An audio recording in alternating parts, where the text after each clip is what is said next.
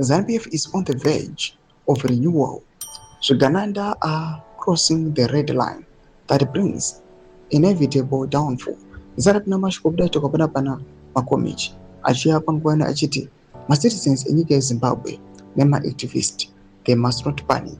Why? Because ZANU-PF is already on the verge of renewal.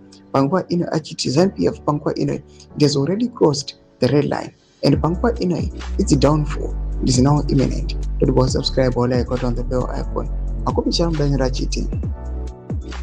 Those who don't understand liberation politics think Chiwenga is finished, but those who understand the politics of the parties and brought independence will tell you that VP Chiwenga's chances of becoming president are now higher than they were before Shikananda's Cap3 blunder. Corrupt politicians always fall to their own ego and greed when they cross the red line. That is how struggles are renewed. We have seen it in many countries where a few corrupt elites tried to hijack the struggle, but the story always ends the same way. The people win, and corrupt officials and their accomplices end up in jail.